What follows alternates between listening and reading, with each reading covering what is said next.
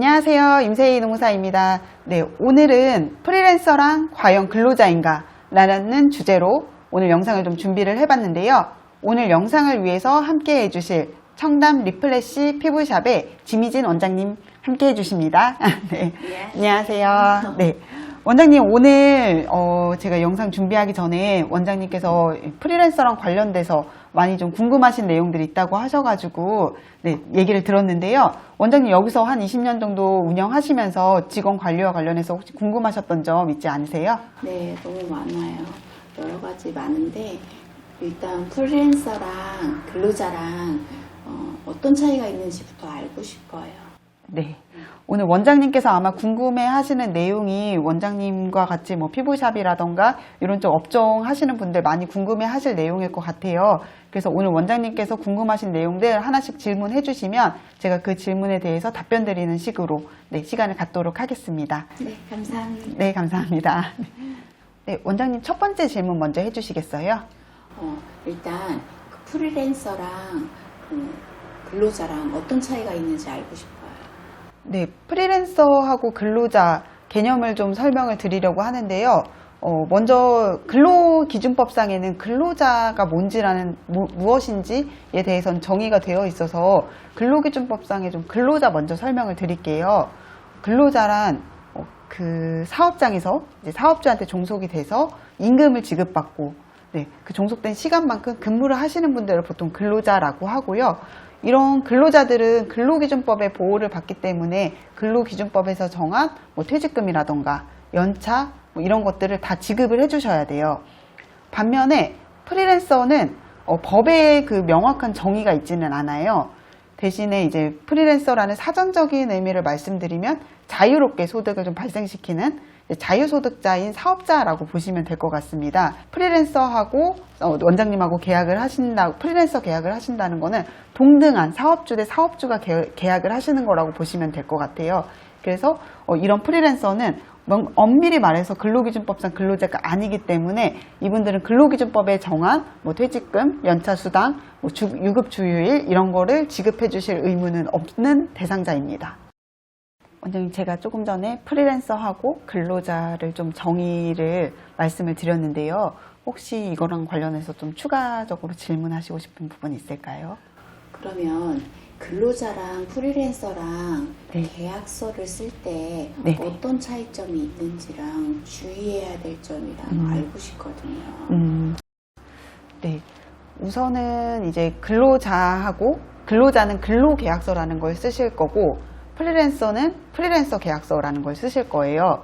네. 근데 근로계약서는 우리 법이 근로계약서에는 이런 내용들을 넣어놔라 라는 좀 필수적인 기재사항들을 아예 법에 명시를 하고 있습니다. 그래서 근로계약서를 쓰실 때는 근로자와 근로계약서를 쓰실 때는 그 근로계약서 안에 임금에 대한 부분도 들어가야 되고요. 이 부분하고의 소정 근로시간, 언제부터 언제까지 일할지, 그리고 주휴일은 언제인지, 연차 관련된 내용 이런 부분이 다 필수적으로 들어가야 합니다. 네, 반면에 프리랜서 계약서 같은 경우에는 앞서도 말씀드렸듯이 프리랜서라는 것 자체가 법에 정해진 내용이 아니기 때문에 보통의 계약서를 좀 준해서 작성을 하시면 됩니다. 근데 프리랜서 어쨌든 기본적으로 계약서이기 때문에 양 당사자의 뭐 인적사항이라던가 당사자의 계약 내용 그리고 계약했을 때 서로 간에 주의해야 될 의무사항들 이런 부분들이 꼭 들어가야 하고요. 그리고 제가 프리랜서 계약서를 쓰실 때 꼭 좀 넣어달라고 하는 내용은 매출 정산과 관련된 내용입니다. 그 프리랜서 직원은 이 사업장에서 일하고 있는 자유소득자이잖아요. 이 사람한테 고정적으로 급여가 나갔다고 하면 이게 어떤 명목으로 나갔는지 사업주분이 어떠한 근거로 이 급여를 주셨는지를 정산을 하는 내용이 그분하고의 작성하시는 그 계약서 안에 들어가는 것이 좋을 것 같습니다. 그러면 그 매출의 그 수입액에 있어서 연동되어서 급여가 지급된다고 하는데 그럼 어떻게 해야 하는 게 제일 좋을까요? 네, 그러니까 대표님 사업장처럼 이렇게 뭐 회원들 관리를 해주시는 이런 서비스를 제공하시는 사업장은 보통 대부분 이제 회원이 발생시키는 그 매출액하고 뭐 실제로 수행하신 프리랜서 분하고 몇 대 몇, 이제 우리 사업장, 예를 들면은 우리 사업장에 100만 원의 회원권이 들어왔으면 이 회원권을 실제로 수행한 프리랜서 A라는 분이 있다면 그분하고 50대 50으로 나눈다 라고 했을 때 이분이 가져가는 지급액이 50이고요. 그 다음에 사업장이 가져가는 금액이 50. 이런 식으로 비율로 나누시는 경우가 제일 많고, 뭐, 인원수에 따라서 카운팅을 하시는 케이스들도 있으실 거고요. 이렇게 지급되는 금액이 있을 텐데, 이 지급되는 금액에서 이 프리랜서가 만약에 우리 사업장에 재료 같은 거를 우리 사업장 재료를 썼다라고 하면 그 사용한 재료에 대한 재료비를 또 수입해서 공제를 해주셔야 되고요.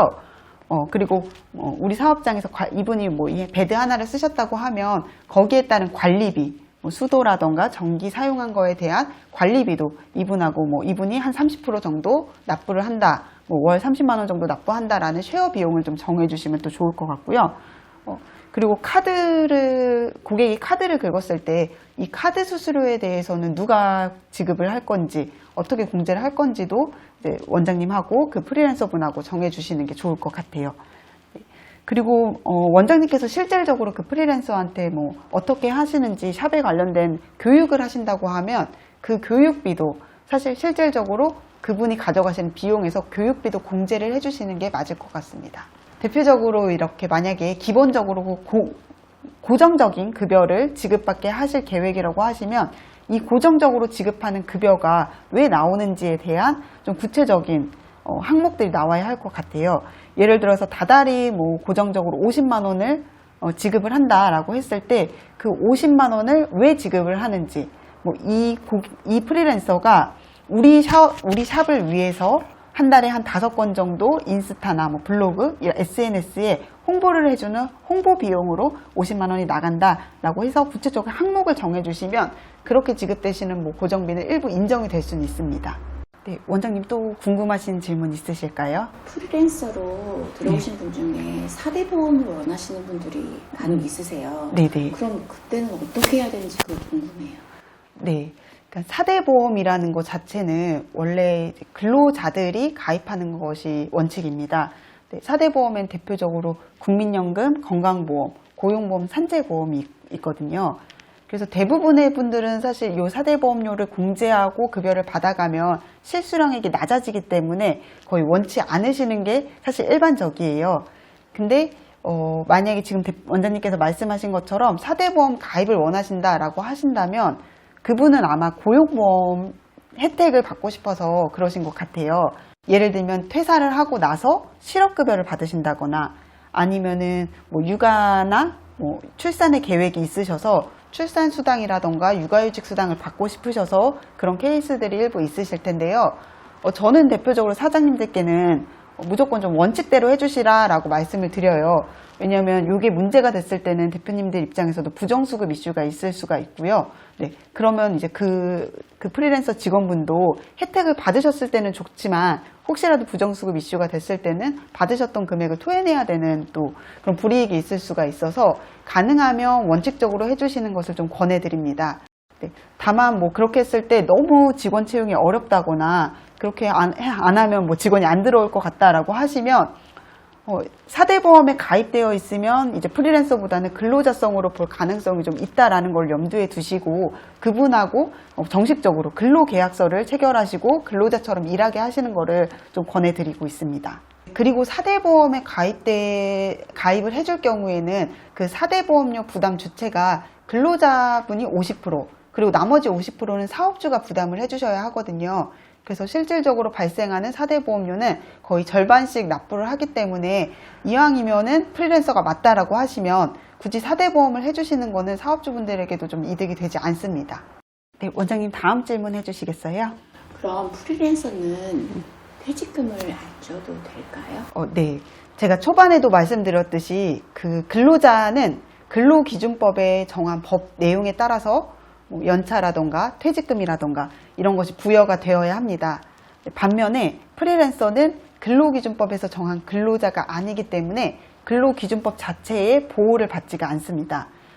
퇴직금 같은 경우에도 근로자 퇴직급여 보장법이라는 법에서 보호를 하고 있는데요. 그 법에 이 법의 적용 대상 자체가 근로자로 정해놓고 있기 때문에 근로자가 아닌 프리랜서 분들은 퇴직금을 지급하실 의무가 없습니다. 다만 이제 사업장에서 직원들이 보통 일을 하다 보면은 1년이 된 시점에 퇴직금을 받는다라는 거를 좀 자연스럽게 알고 있거든요.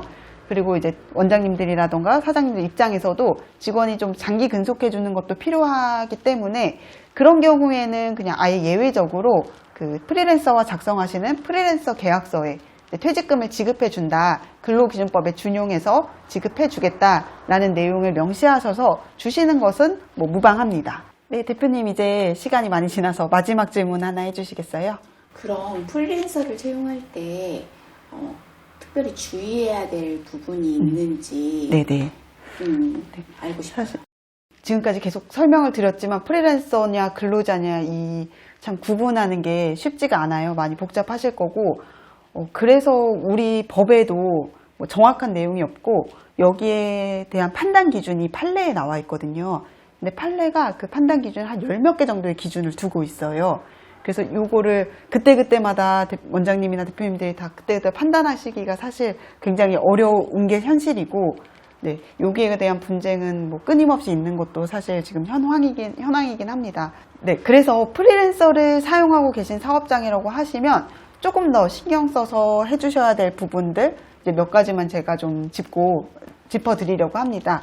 첫째로는요, 프리랜서한테 업무에 대해서 구체적으로 업무 지시를 하신다거나, 네, 아니면은 뭐 어떤 업무를 할지, 어떤 방식으로 할지는 그 프리랜서가 할 수 있도록 좀 자율적인 자율권을 주셔야 합니다. 항상 문제됐을 때 이제 우리 근로자다라고 판정이 되는 케이스들이 원장님이나 대표님들이 뭐 이런 뭐 몇 시에 이 업무 하세요 라고 한다거나 뭐 언제까지 이거 보고서 제출하세요 뭐 이런 식으로 했을 때는 이런 걸 혹시라도 문자라던가 좀 그렇게 남겼을 때에는 거의 대부분 이제 프리랜서가 아니라 구체적인 업무 지시를 받았다라고 해서 근로자로 판정이 되거든요. 그래서 그런 부분 좀 주의하셔서 활용하시고요.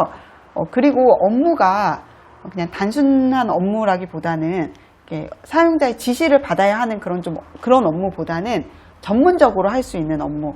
예. 그러니까 대표님 샵에서는 이제 마사지 하시는 분들, 자율적으로 본인이 전문성을 가지고 하실 수 있는 분들에 한해서 프리랜서를 써주셔야 되고요. 그냥 카운터를 보신다거나 단순하게 스케줄 관리를 해주시는 그런 분은 사실 프리랜서로 활용하시는 거는 좀 지양하고 있습니다. 네, 그리고 또 말씀드리고 싶은 게 업무하는 시간이라던가 뭐 업무 장소, 뭐 업무하는 방식 이런 거는 가능하면 이제 프리랜서 분이 직접 정할 수 있게 해주셔야 해요. 네, 근데 이제 우리 같은 경우에는 이 샵을 사용하는 걸 좀 전제 조건으로 했기 때문에 업무 장소는 여기가 되도록 하시는 거는 크게 문제가 없을 텐데 손님이 없는 시간, 예약을 받지 않는 시간에 프리랜서가 나가서 자기 자율적인 업무를 보시는 것까지 구속을 하시면 안 될 것 같습니다. 네, 그리고 또 말씀을 드리고 싶은 게 여기서는 이제 자재 같은 거를 활용을 하잖아요. 뭐 화장품이라던가 뭐 사용하시는 그 자재들을 원칙적으로는 프리랜서들이 본인이 쓰고 싶은 자재를 본인들이 준비하시는 게 원칙이고요. 만약에 샵에 있는 그런 자재들을 쓰실 경우에는 여기에 대해서 비용 공제가 일부는 되어야 할 것 같습니다. 네, 임대를 하신다거나 그런 거에 대한 비용 공제는 해주시는 게 좋을 것 같고요. 그리고 매출액이 감소했다거나 오시는 고객 수가 줄었을 때에는 이분들의 급여 역시도 매출액과 연동되어야 하기 때문에 감소가 되어야 하고 이런 부분에 대한 이제 손실의 위험이나 뭐 이윤의 그 이익 같은 경우에는 프리랜서 본인이 취득할 수 있도록 하셔야 합니다. 그리고 또 마지막으로 한 가지만 말씀을 드리고 싶은 건 고정급을 넣으실 수는 있대. 그러니까 고정급이 일부는 필요하다고 하시면 고정급은 넣으실 수 있대. 앞서 말씀드린 것처럼 이게 이분이 나의 근로에 대한 대가, 그러니까 우리 사업장에서 내가 시키는 일을 한 거에 대한 근로에 대한 대가성으로 급여를 주시면 거의 그냥 근로자로 볼 가능성이 높기 때문에 그것보다는 이분이 수행하는 일부 업무에 대해서 고정급을 좀 책정을 하시고 그 금액은 사실상 뭐 금액이 크지 않고 좀 적은 금액으로 넣어주실 것을 좀 권해드리고 있습니다. 네, 지금까지 좀 프리랜서랑 관련돼서 내용을 말씀을 드렸는데요. 좀 이해가 되셨고 도움이 되셨는지 모르겠네요. 네, 너무너무 이해가 됐고요. 네. 정확하게 이제 구분을 할 수 있을 것 같아요. 네. 네, 또 대표님 외에도 좀 비슷하게 샵을 운영하시는 많은 좀 피부 관리실도 있으실 거고, 뭐 비슷한 유사 업종들도 많이 있으실 텐데, 오늘 대표님께서 해주신 그 질문들이 그분들한테도 굉장히 도움이 될 것 같아요. 그래서 예, 이 영상을 통해서 유사한 업종에 계신 분들도 많이 좀 도움이 되었으면 좋겠습니다. 네, 오늘 같이 해주셔서 너무 감사드립니다. 감사합니다.